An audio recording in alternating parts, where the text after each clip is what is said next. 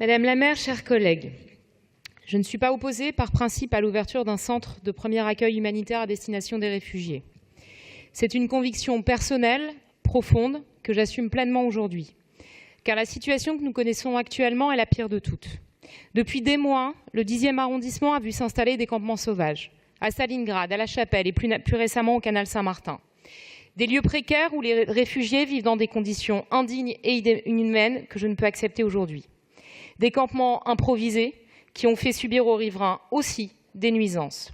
Car oui, il faut avoir le courage de le dire. Si la situation actuelle n'était évidemment pas acceptable pour les réfugiés, elle ne l'était pas davantage pour les habitants qui l'ont portée malgré eux. Cette situation est évidemment le résultat de la politique, ou plutôt de l'absence de politique, du gouvernement en matière d'immigration. Mais malgré la responsabilité que vous portez avec votre majorité sur cette question, je ne marquerai pas d'opposition à l'ouverture de ce centre, mais l'entourerai, tout comme mes collègues, d'un certain nombre de conditions. Avant de les exposer, je formulerai tout d'abord un regret. La création de ce centre arrive en effet à mon goût bien tardivement. Nous vous interpellons sur le sujet avec mes collègues Pierre-Yves Bournazel, Christian Honoré et Fadil Améal depuis 2015. Nous avons déposé de nombreux vœux en conseil d'arrondissement, en conseil de Paris, sans que jusqu'à maintenant, rien ne se passe. Et pendant votre attentisme, ce ne sont pas moins de 30 évacuations qui ont émané les derniers mois. 30 évacuations qui ont mobilisé des dizaines d'hommes en plein état d'urgence, souvent pour rien, puisque quelques heures après, les campements étaient reconstitués. Venons-en aux conditions. Pour que ce centre fonctionne de manière efficace tout d'abord, certaines politiques doivent aussi enfin être assumées et menées. Car ouvrir un centre sans rien changer à certaines politiques actuelles est évidemment voué à l'échec. Cela passe en premier lieu par une distinction claire entre migrants et réfugiés. Oui, comme vous, nous sommes favorables à l'accueil des réfugiés de guerre. Mais nous refusons aussi l'immigration économique à tout va. Or, vous ne semblez pas faire la distinction en la matière, Madame la maire.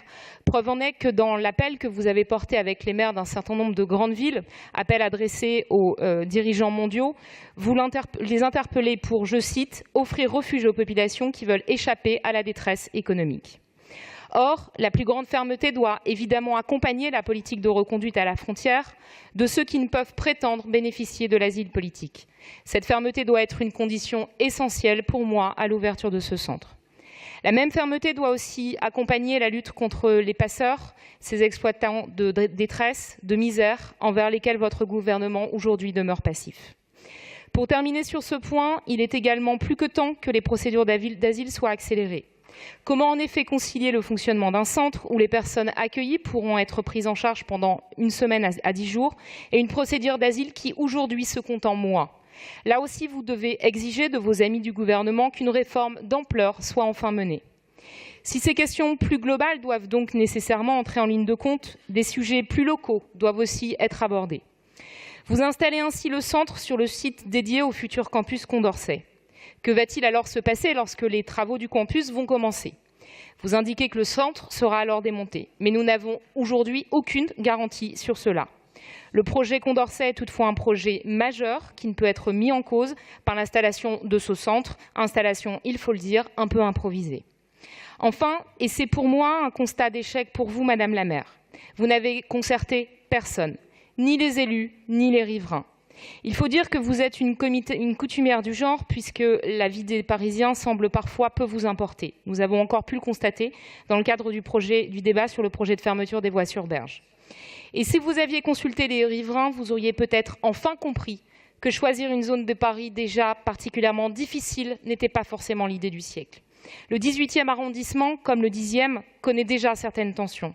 Pourquoi venir encore, une fois de plus, asséner un coup de massue à des quartiers déjà en situation fragile? Certes, l'ouverture de ce centre est encore une fois un moindre mal. Mais comprenez aussi que dans cette partie de l'Est parisien, les riverains oscillent aujourd'hui entre l'incompréhension, le désarroi, le sentiment d'abandon et parfois la colère. Ils sont pour beaucoup, tout comme nous, sensibles à la situation actuelle.